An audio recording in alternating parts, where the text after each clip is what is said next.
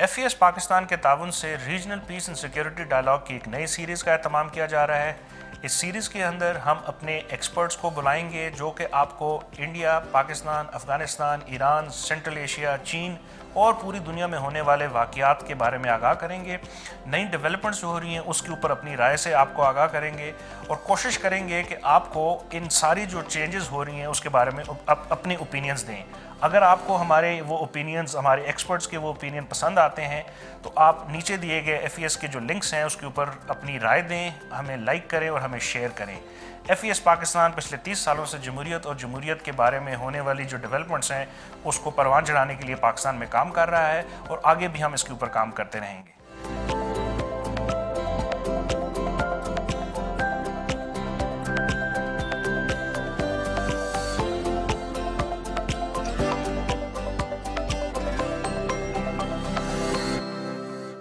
मैं हूं own Sahi, regional piece and security dialogue season 2 की एक और एपिसोड के साथ। आज की इस एपिसोड में हम बात करेंगे situation of minority rights in south Asia, specially with the context of Pakistan and India. और इसमें हम अफ़गानिस्तान की सूरत हाल, बदलती हुई सूरत हाल जो है उसको भी देखेंगे कि किस तरह जो माइनॉरिटीज़ हैं ख़ास तौर पे अफ़गानिस्तान पे वो सूरत हाल असरअंदाज हो रही है।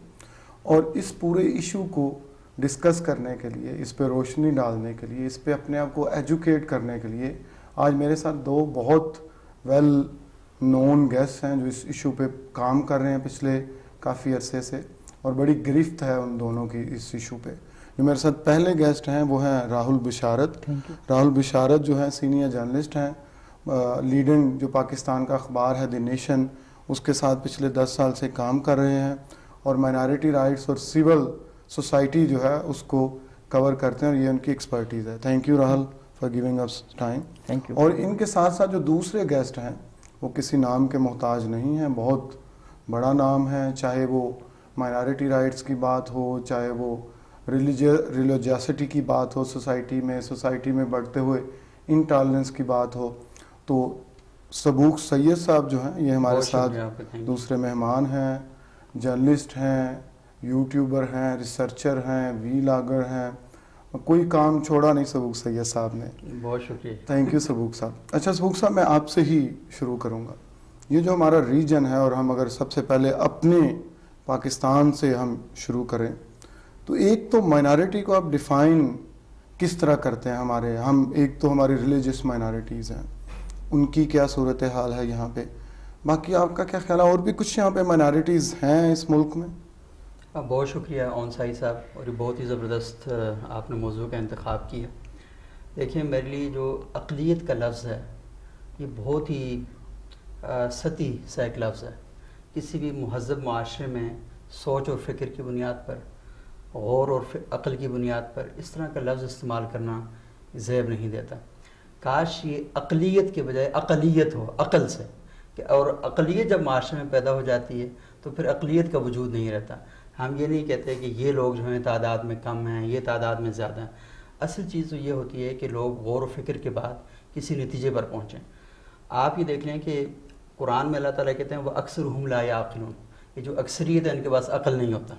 तो अगर आप सोसाइटी में इस पैमाने पर लोगों को देखें तो वो जो अक्सरियत है वो असल में अक़लियत है, अक़ल ना होने की वजह से। हमारे पास इस तरह के आर्ग्यूमेंट्स होते हैं जिस तरह के आपके पास है, लेकिन जो हमारे यहाँ पे ये जो अक़लियतें जिनका हम, चाहे वो रिलीजियस अक़लियतें हों, अब देखें जिस तरह की सिचुएशन है कि हिंदू मज़हब की लड़कियों के साथ जो सिंध में होता है कि हमेशा हिंदू लड़की ही मज़हब तब्दील करती है, हमने लड़कों को बहुत कम देखा है। या फिर अगर आप जो मोस्ट रिसेंटली अगर आप देखें तो ब्लास्फेमी जो है जिस तरह उसका इस्तेमाल हो रहा है, और जिसको अभी पहले तो अक़लियतों पे होता था अब अक्सरियत पे भी वो बड़ी तेज़ी से हो रहा है। तो इस सारी सूरत हाल को आप किस तरह देख रहे हैं? अच्छा, ये बिल्कुल दुरुस्त है कि पाकिस्तान में, क्योंकि जब आप एक मज़हब के नाम पर सोसाइटी कायम करते हैं और वहाँ पे गौर व फ़िक्र कम होता है तो उसके नतीजे में फिर आप देखते हैं कि हम तफव्वुक़ के एक माहौल के अंदर रहते हैं, हम बर्तरी के एक माहौल में रहते हैं और इस एहसास के साथ रहते हैं। आपने प्रोग्राम के शुरू में पाकिस्तान के साथ साथ हिंदुस्तान का भी जिक्र किया और अफ़गानिस्तान का भी जिक्र किया। तो बर्तरी जो है वो असल में अदद के साथ भी होती है और ताकत के साथ भी होती है।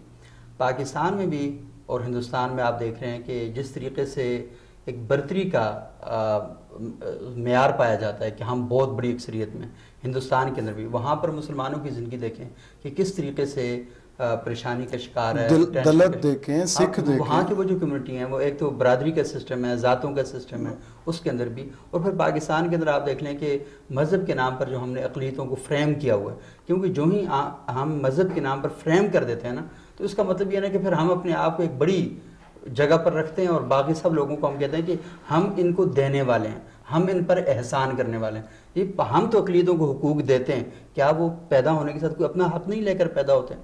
تو پھر اس سوچ کے نتیجے میں جو پاکستان میں جن کو آپ اقلیت کہیں گے تو وہ اس سوچ کے ساتھ ہی بڑے ہوں گے۔ جب اس سوچ کے ساتھ سائز وہ بڑے ہوں گے تو وہ یہ کہیں گے کہ ہاں ہمیں کوئی دینے والا ہو، ہماری کوئی سننے والا ہو، ہماری کوئی التجا قبول کرنے والا ہو۔ تو آپ نے ان کو یہ لفظ کہہ کر ہی دوسرے درجے کا شہری بنا دیا، اور پھر اس کے بعد یہ ہوگا کہ وہ چاہیں گے کہ اس سوسائٹی میں بڑا کیسے ہونا ہے، کیونکہ وہ اس جگہ پر کھڑے ہو کر تو بڑے ہو نہیں سکتے۔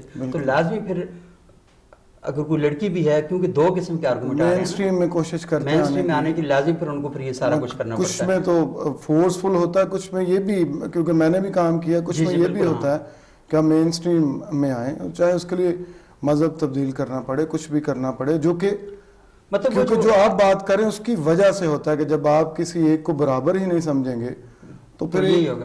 لیکن مجھے جو انڈیا کی آپ نے بات کی، ہم تو جس طرح آپ نے کہا ایک مذہب کے نام پہ ایک ملک بنا، لیکن وہ تو سیکولرزم کے نام پہ ملک بنا، ان کی ایک اپنی انڈیجنس جو ہے وہ بڑی اس پہ جو ہے ایک سٹرگل ہے۔ لیکن پچھلے 10 سالوں میں ہم دیکھتے ہیں کہ اس میں بھی جو اقلیت ہے اس کا بہت جینا محال ہو گیا۔ اگر آپ لیٹسٹ رپورٹس دیکھیں، چاہے آپ ایمنسٹی انٹرنیشنل کی دیکھیں، چاہے آپ UN کی رپورٹس دیکھیں، تو انڈیا میں پچھلے 10 سال میں جو مذہبی اقلیتیں ہیں ان کے جو حالات بہت بد سے بدتر ہوتے جا رہے ہیں۔ یہ آپ سائی صاحب آپ یہ دیکھیں کہ جب احمد آباد کا ماسکر ہوا تھا، بالکل لوگوں کو زندہ جلا دیا گیا، 2002 میں میرا خیال، اور پھر دلت کمیونٹی سے متعلق جو رپورٹس آئی ہیں کہ وہاں پر وہ کس طریقے سے زندگی گزار رہے ہیں۔ مسلمانوں کے بارے میں وہاں پر کئی لوگوں نے سروے بھی کیے اور تحقیقاتی رپورٹس آئیں کہ کس طریقے سے ان کی زندگیوں کو وہاں جیرن کر دیا گیا ہے۔ اور وہ جو بڑے بڑے کرمنل تھے وہ آپ دیکھ رہے ہیں کہ بڑے بڑے اہم عہدوں پر وہاں پر اب فائز ہو چکے ہیں۔ پاکستان کے اندر اس طرح کا ماحول بہت کم تھا۔ بدقسمتی کے ساتھ جب وہاں سے نیریٹو یہاں پر آنا شروع ہوا، کیونکہ پاکستان میں جب بھی انتخابات ہوتے ہیں تو آپ دیکھتے ہیں کہ یہاں انتخابات فرقہ وارانہ بنیادوں پر نہیں ہوتے، یہاں پر انتخابات ہندوستان کو شکست دینے کے نام پر نہیں ہوتے، یہاں پر انتخابات ہوتے ہیں جی ہم روٹی کپڑا اور مکان کی بنیاد پہ کریں گے۔ یہاں پر جب انتخابات ہوتے ہیں تو اس بنیاد پر ہوتے ہیں کہ ہم بجلی کا جو بحران ہے اس کو حل کریں گے، ان بنیادوں پر انتخابات ہو۔ لیکن وہاں پر جب بھی انتخاب ہوتا ہے تو وہ اینٹی پاکستان ایجنڈے پر ہوتا ہے، اور جو شخص جتنا پاکستان کے خلاف بات کرتا ہے اتنا ہی ووٹ لے جاتا ہے۔ تو یہ جو پاپولر ووٹ حاصل کرنے کی اپروچ ہے، اس کا ان کی مائنارٹیز کے ساتھ کیا تعلق ہے جو اینٹی پاکستان ایجنڈا ہے؟ وہ اصل میں دیکھیں جب آپ اپنے لوگوں کی خواہشات کو فلفل نہیں کر سکتے تو پھر اس طرح کرتے ہیں کہ آپ ایک بڑا سا آسمان کریٹ کرتے ہیں اور آپ کہتے ہیں کہ آپ کا حق اس لیے ہم پورا نہیں کر پا رہے کہ ہمارے اندر اس قسم کے طبقات موجود ہیں کہ جو دشمن ملک کے ساتھ اپنی پینگیں بڑھا رہے ہیں اور یہ کر رہے ہیں۔ تو جب بھی آپ اپنی ناکامیوں کا بوجھ نہ، یہ انسان کی فطرت ہے، وہ دوسری کی گود میں ڈالنا چاہتا ہے، تو وہاں پر بھی حکومتیں اور یہاں پر بھی حکومتیں جب بھی وہ کامیاب نہیں ہوتی اپنے ایجنڈوں میں، اپنے وعدوں کی تکمیل کو فلفل نہیں کر پاتی، تو پھر فوری طور پر اپنا وہ بوجھ اتار کے نا کسی اور کے گلے میں ڈالنا چاہتی ہیں۔ تو یہ اصل میں بنیادی وجہ ہے۔ پالیٹکس مین چیز ہے، مذہب استعمال ہوتا ہے ہمیشہ۔ بہت بہت شکریہ۔ اچھا، راہل بشارت جو ہے اس کو بھی اپنی کنورسیشن میں شامل کرتے ہیں۔ راہل نے بھی بہت کام کیا۔ راہل، مجھے یاد ہے آپ نے کچھ عرصہ پہلے ایک سٹوری کی تھی، ایک کرسچن خاتون تھی جو اسلام آباد میں اور شادی شدہ تھیں، جن کو فورسفلی کنورٹ کیا گیا، اور پھر ایون جو ہماری جو پولیس ہے اور ہماری باقی ایڈمنسٹریشن ہے وہ بھی مس یوز ہوئیں۔ پھر آپ نے وہ سٹوری کی تو اس پہ کچھ وہ اس خاتون کو واپس اپنی فیملی کے پاس آنا پڑا۔ تو یہ جو ٹریٹمنٹ آپ دیکھتے ہیں کہ ایون آپ کا جو لیگل فریم ورک ہے، ایون آپ کی جو ایون کورٹس ہیں یا آپ کی جو میڈیا ہے وہ بھی ڈرتا ہے ان چیزوں کو کور کرتے ہوئے، حالانکہ آپ کے سامنے یہ ہوا تھا۔ تو کتنا کرج چاہیے اس طرح کے ایشوز کو سامنے لانے میں، اور اس پرٹیکولر کیس کے بارے میں مجھے بتائیے کہ وہ کس طرح آپ سامنے لائے۔ بہت شکریہ عون صاحب، آپ نے مجھے اس ڈسکشن میں شامل کیا، اور کچھ جو آپ اس سے پہلے آپ اور سبوق صاحب جس موضوع پہ بحث کر رہے تھے، تو میں یہ سوچ رہا تھا کہ ہمارا جو سب کانٹیننٹ ہے یہاں پہ جو مذہب کی جڑیں ہیں وہ صدیوں پرانی ہیں، اور چاہے وہ مذہب ہے یا مذہب کے اندر کسی کا کوئی فرقہ ہے، اس کا اس سے لگاؤ اگر آپ اس کو ویسٹرن ورلڈ یا جس کو آپ ڈیولپڈ ورلڈ کہتے ہیں اس کے ساتھ کمپیئر کریں گے تو آپ دیکھیں گے تو ان کے ایموشنل اٹیچمنٹس ان کی ریلیجن کے ساتھ بہت زیادہ وہاں ہوتے بھی ہیں. بہت زیادہ جی، بڑی مار کھا کے انہوں نے اس سے نکلے ہیں. بالکل آپ ٹھیک کہہ رہے ہیں، لیکن اس میں کچھ کنٹریبیوٹنگ فیکٹرز کہ ہمارے ہاں 21ویں صدی میں جمہوریت بھی ہم دیکھ چکے ہیں، اور ہمارے یہاں کے لوگ تعلیم حاصل کرنے کے لیے مغربی ممالک میں جاتے ہیں لیکن واپس آتے ہیں، یا وہیں پر بھی وہ شدت پسند اور مذہبی منافرت کے جذبات وہ ان کے اندر پائے جاتے ہیں. تو اس کی بھی ایک خاص وجہ، اور یہ پورے خطے میں موجود ہے. شاید اس کی ایک وجہ یہ ہے کہ ایک تو آپ کی ایموشنل اٹیچمنٹ جو مذہب کے ساتھ بچپن سے یا صدیوں سے یا نسلوں سے آپ لے کے ان کو پروان چڑھا رہے ہیں، اور دوسرا اس میں جو شامل ایک انگریڈینٹ ہوتا ہے وہ آپ کا اسٹیٹ نیریٹو ہوتا ہے. تو چاہے آپ افغانستان کو دیکھ لیں، آپ شاہ شجاع کا زمانہ سے دیکھ لیں، اس کی تاریخ وہاں سے پڑھنی سٹارٹ کر دیں کہ انہوں نے جب برطانوی راج کے خلاف جب کیا تھا تو کن بنیادوں پر کیا. چاہے آپ انڈیا کے اندر ڈیموکریسی کو لے آئیں یا اس سے بھی کوئی ایڈوانس سسٹم لے کے آ جائیں، لیکن وہ اٹیچمنٹس ود دیئر ایموشنز اور ریلیجن اور اس کے نام پہ بڑی آسانی سے دیکھیں اتنا عرصہ ایک سیکولر اسٹیٹ تھی اور بی جے پی نے آ کے ان ایموشنز کو ہوا دی، اور آپ وہ کو اتنی ایک اسٹرانگ الیکشن کمپین چاہیے تھی کہ آپ نے ان کو ٹریگر کر دیا. آپ پاکستان کے اندر یہ چیز دیکھیں کہ آپ کو ایک ہلکی سی چنگاری چاہیے تھی جب آپ نے پورے یہاں پہ ایک خاتون کے خلاف جلسے جلوس نکال دیے. اور ابھی جب میں اس سارے تناظر کو اب آسیہ بی بی کی آسیہ بی بی وہ جو کے کیس ہے اس کیس کو ہم دیکھیں تو وہ کس طرح سے آپ کو سڑکیں اور پورے جلوس نظر آئیں گے ایک خاتون کے خلاف، ایک اس کو قرار دینے کے لیے کہ اس کو آپ اس کی زندگی کا آپ خاتمہ کر دیں. اور کورٹس نے یہ فیصلہ کیا تھا کہ یہ بے قصور ہے اس کیس میں. یہ بڑی اہم بات آپ کر رہے ہیں. اب ایکچولی آپ کو اس میں اس جو مذہب اور اقلیتوں کے ساتھ سلوک ہے اس کو ایک تو ریاست کا لینس سے دیکھیں، پھر ایک سوسائٹی کے لینس سے بھی دیکھیں. میں کل پرسوں ایک دکان پہ گیا اور میں نے وہاں پہ ایک نوٹ لکھا ہوا دیکھا، بڑا کامن نوٹ ہے اب تو خیر جگہ جگہ بڑی ہمت سے وہ لکھا جاتا ہے کہ ایک خاص اقلیت اور جانور کا ساتھ نام لکھ کے کہا جاتا ہے کہ ان کا دکان میں داخلہ ممنوع ہے. تو اس بورڈ کو اتارنے کی ہمت آپ کی ریاست میں نہیں ہے. ٹھیک ہے. دوسری بات آپ نے جو ایک اسپیسیفک کیس کی تو یہ جتنا بھی ہم اس چیز کو پروموٹ کر دیں، آپ قانون کے اندر لے کے آئیں، آپ کہیں کہ آپ نے پارلیمنٹ کے اندر ڈیبیٹ کی ہے یا سپریم کورٹ جیسا ادارہ آسیہ بی بی کا فیصلہ اس کے حق میں دے دیتا ہے، لیکن وہ اس اقلیت کو آپ کی سوسائٹی ایکسیپٹ نہیں کرتی. یہ ایک سوسائٹل مائنڈ سیٹ بنا دیا گیا ہے آپ کی ریاست کے پے در پے نیریٹو اس کو استعمال کرنے کی وجہ سے.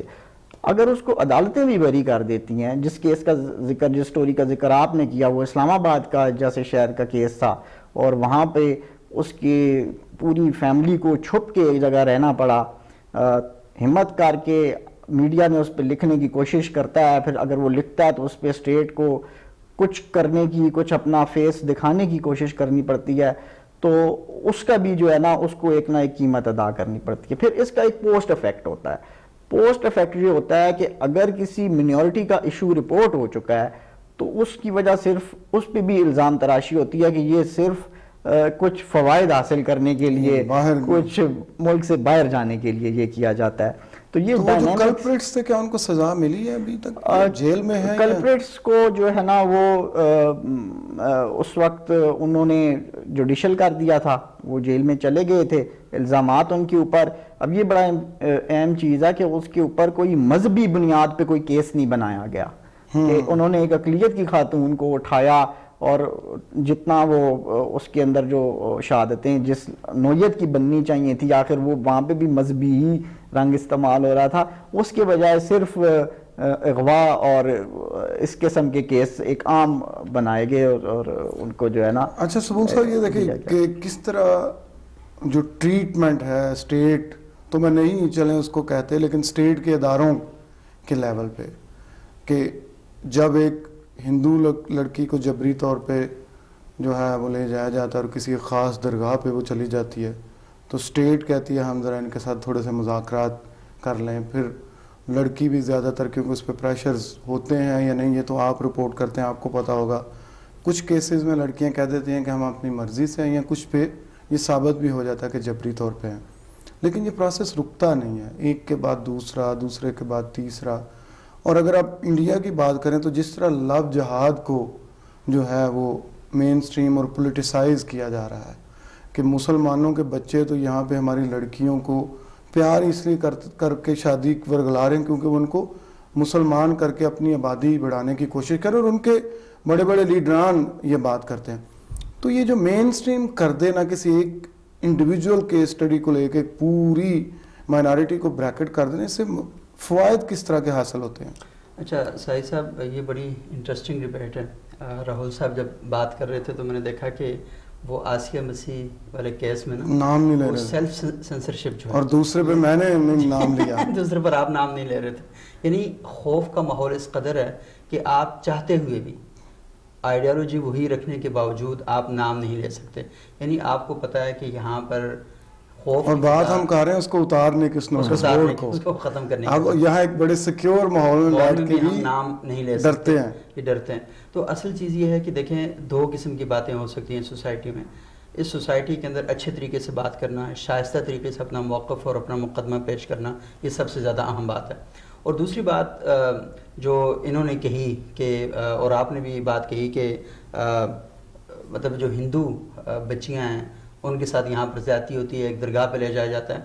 میں آپ کو بتاؤں دیکھیں اسائی صاحب, میرا اور آپ کا ایک تعلق ہے نا, یہ تعلق کوئی جبر کے ذریعے قائم نہیں ہو سکتا. بالکل یہ کسی تعلق کوئی وجوہات ہوں گی, میرے آپ کے خیالات ملتے ہوں گے, میری آپ کی سوچ ملتی ہوگی, ہم اکٹھے بیٹھتے ہوں گے, اس بنیاد پر یہ قائم ہوتا ہوگا. ایک ہندو بچی, اس میں 100% امکان ہے کہ اسے مسلمان بچے سے پیار ہو سکتا ہے. وہ مسلمان سے پیار نہیں کرتی, وہ اسلام سے پیار نہیں کرتی, وہ ایک شخص سے پیار کرتی ہے. اور وہ جو لڑکا ہے وہ ہندو سے نفرت نہیں کرتا, وہ ایک اس وجہ سے وہ آپس میں ایک لڑکے لڑکی کا ایک بانڈ بنتا ہے. اچھا یہ بڑی انٹرسٹنگ ڈیبیٹ آپ نے کر دی کہ کیا اسٹیٹ اس سارے پروسیس کو کہیں پہ فیسیلیٹیٹ کرتی ہے کہ وہ انسان جو ہے وہ دو اگر اکٹھا رہنا چاہتے ہیں تو اس میں ساری صاحب ایک اور مسئلہ ہے نا. ایک تو پرابلم یہ ہے کہ جس کی لڑکی آتی ہے نا, کیونکہ آپ نے لڑکی کے کندھوں پر غیرت کی اتنی بوجھ بنا کے رکھا ہوا ہے نا. لڑکا اگر کوئی غلط کام کر دے تو غیرت ختم نہیں ہوتی, لڑکی اگر کر دے تو جاگ جاتی. ہاں, اس آپ نے 5 سال کی بچی کے اوپر 15 سال کی لڑکی پر نا پورے چاچا ماما تایا امی ابا پورے خاندان کا نا بوجھ اس کو پلاد کے رکھا ہوا, لڑکے پر نہیں رکھا ہوا. اب جب ہندو لڑکی ادھر آئے گی نا تو یہ ہر ہندو سمجھے گا او میری تو آج مطلب ہے کہ مذہب پر آنچ آ گئی ہے, یہ سارا ہو گیا. وہ لڑکی اس کو پتہ ہے کہ میں جب ادھر جا رہی ہوں تو آئندہ کے بعد بھائی کو نہیں دیکھ سکوں گی, آئندہ کے بعد ماں کو نہیں دیکھ پاؤں گی, آئندہ کے بعد اپنے باپ کو نہیں دیکھ, اس گھر سے نکلنے کا مطلب یہ میں آئندہ کے بعد کبھی اس گھر کی شکل نہیں دیکھ سکوں گی. آپ دیکھیں کہ آپ نے کتنا سخت, یعنی چاہنے کے باوجود بھی آپ تو یہ کہہ رہے ہیں جبر, یہ ایک جبر ہے جو خارج سے ہے, ایک جبر ہے جو داخل سے ہے. وہ یہ اتنی مشکل حالات کا شکار ہو جاتی ہے کہ آپ نے اس معاشرے کو انسانوں کا معاشرہ ہی نہیں چھوڑا. اور یہ صرف پاکستان کی بات نہیں, ہندوستان میں بھی یہی ہو رہا ہے. اور آپ سر یہ دیکھ لیں کہ وہ لوگ جو پاکستان سے یا ہندوستان سے اٹھ کے باہر کے ممالک میں جاتے ہیں, جب بچیوں کی شادی کرنے کی بات آتی ہے وہاں سے اٹھ کے پاکستان. اچھا بڑی انٹرسٹنگ ایک چیز ہے, جنوری 2021 میں UN نیشن جو جنرل اسمبلی کا سیشن تھا, اس میں انڈیا اور پاکستان دونوں ایک دوسرے پہ الزام لگا رہے تھے کہ آپ کے پاس جو مائنارٹیز کا ہے نا آپ ٹھیک طرح سے ٹریٹمنٹ نہیں کرتے. وہ کہہ رہے تھے نہیں آپ کیس اسٹڈیز, انڈیا نے کرک جو مندر ہے اس کی کیس اسٹڈی جو میں گیا بھی ہے وہاں پر دیکھنے کے لیے. اچھا کرک جو ہے ایک تو اس کی ڈارک سائڈ ہے کہ اس کو جلا دیا گیا, ایک اس کی ہمارے یہاں پہ میں اگر آپ کو دیکھوں تو ایک اس کی پازیٹیو سائڈ بھی ہے کہ کس طرح ہمارے اسٹیٹ اپریٹس نے اس پہ ریئیکٹ کیا, ہماری سپریم کورٹ نے ریئیکٹ کیا.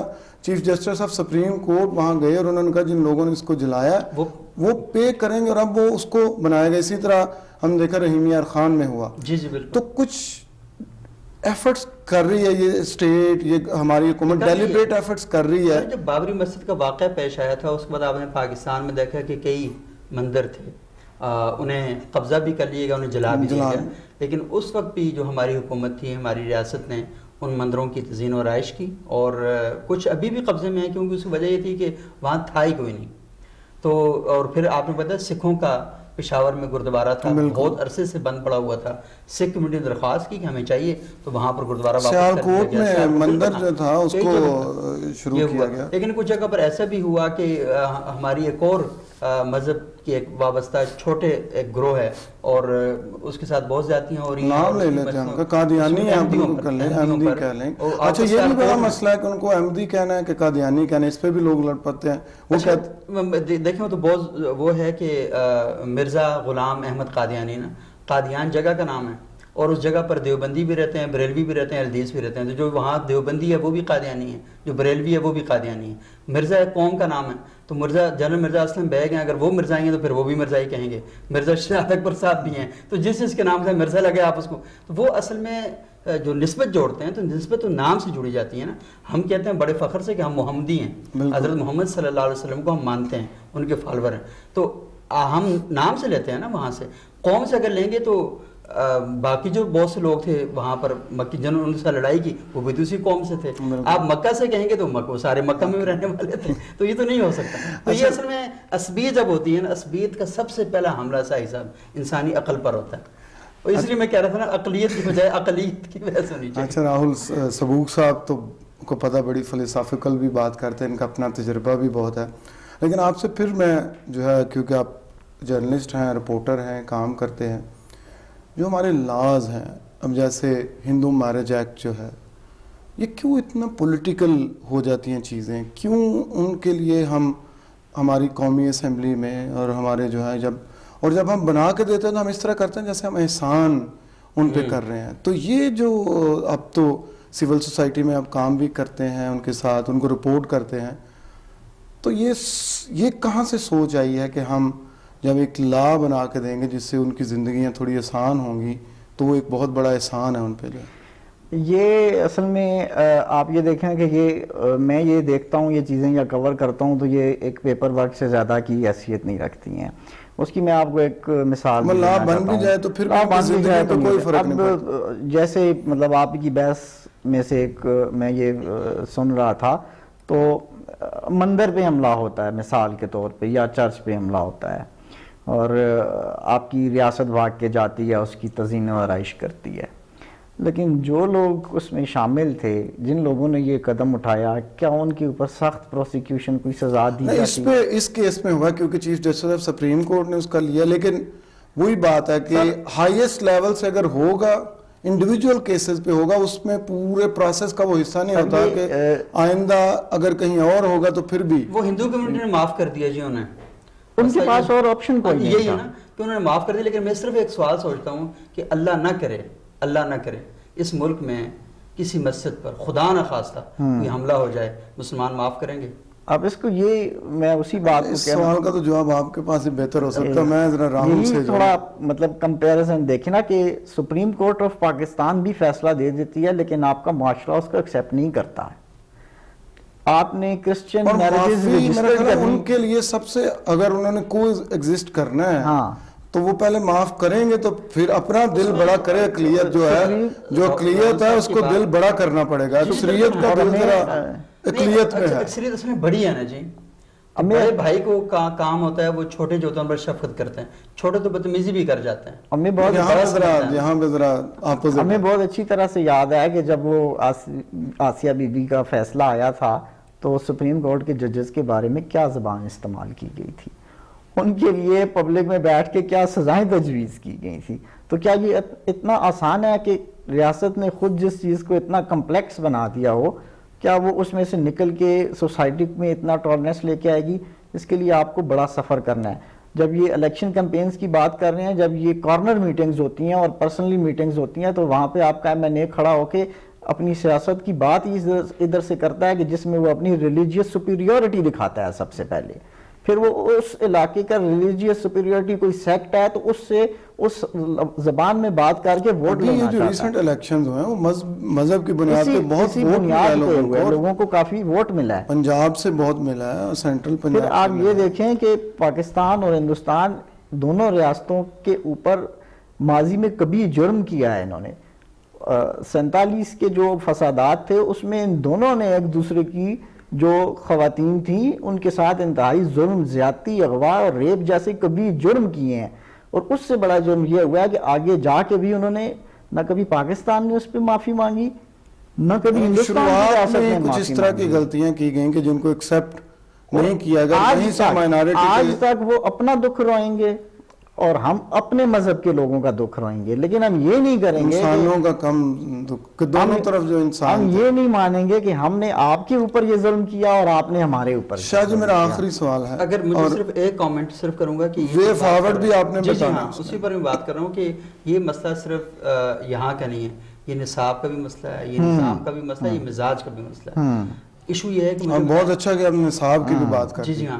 اب آپ یہ دیکھ لینا کہ مجھے بتائیں سسٹمیٹکلی آپ چیزوں کو ان کو جو ہے نا، یہ جو پاکستان کا مسیحی ہے، پاکستان کا ہندو ہے، اس کے ساتھ جب ہم بات کرتے ہیں ہم ساتھ بیٹھ کے کھاتے بھی نہیں ہیں، پیتے بھی نہیں ہیں، دفاتر میں برتن لگ رکھے ہیں. اور اگر امریکہ سے بتائیں کہ اگر امریکہ سے وہ گورا آ جاتا ہے وہ بھی تو مسیحی ہوتا ہے، اس کے ساتھ ہم کھاتے بھی ہیں، اس سے بیٹھتے بھی ہیں، نہ وہ ہماری زبان بولتا ہے نہ ہمارے کلچر سے آشنا ہے. اس کا مطلب ہے کہ یہ مسئلہ کچھ اور ہے، اور یہاں پر مسئلہ مذہب استعمال ہو رہا ہے اور مذہب کو بالا تر قوتیں استعمال کر رہی ہیں اور انہیں پتہ ہے کہ اس سے بہت سے فائدے حاصل کیے جاتے ہیں. مذہب کے بارے میں، اپنے خاندان کے بارے میں ہر شخص جذباتی ہوتا ہے.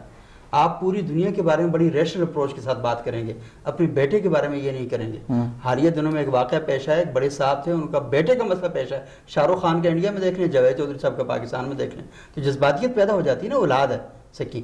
نوح علیہ السلام کے دور میں سب لوگوں کو ڈوب رہے تھے، تو نوح علیہ السلام نبی ہیں، نبی سب کی فکر کرتا ہے. آخری ٹائم پر یہ کہا کہ یہ تو میرا بیٹا ہے، تو اللہ نے کہا انہ لیس من اہلک، یہ تیرا بیٹا نہیں کیونکہ تیرا فالوور نہیں ہے. تو مسئلہ یہ ہے کہ ہم یہ کلیم کرتے ہیں پاکستان میں، پوری دنیا میں کوئی بھی مذہب ہے وہ یہ کہتا ہے جی میرے بنیادیں تو اعلیٰ برتر انسانی اصولوں اور اخلاقیات پر قائم ہیں، لیکن جب عمل کی بات آتی ہے تو پھر وہاں پر کوئی بھی کام نہیں کر رہا ہوتا اور وہی زیادتیاں ہو رہی ہوتی ہیں. تو مسئلہ یہ ہے کہ یا تو آپ کے عقائد میں فرق ہے یا آپ کے اعمال میں فرق ہے. تو عقائد میں تو کوئی گڑبڑ نہیں ہے، آپ کے اعمال میں فرق ہے. اس کا مطلب آپ اعمال کی جب بات آتی ہے تو وہاں پر اپنی من پسند تشریحات لے کر آ جاتے ہیں، جس کے نتیجے میں سوسائٹی ساری ہو جاتی ہے. آپ کی آخری بات میں بالکل ایک پوائنٹ جو ہے نا وہ کیونکہ انہوں نے نصاب اور سلیبس کی بات کی، اس حوالے سے بتانا چاہوں گا کہ آپ کا جو سلیبس ہے، سلیبس کو کے اوپر چیک ایسی قوتوں نے رکھا ہوا ہے جو اس کو ٹالرنٹ ہونے نہیں دیں گے. سائنس میں بھی وہ کہہ رہے ہیں کہ سائنس میں بھی نہیں ہونے دیں گے.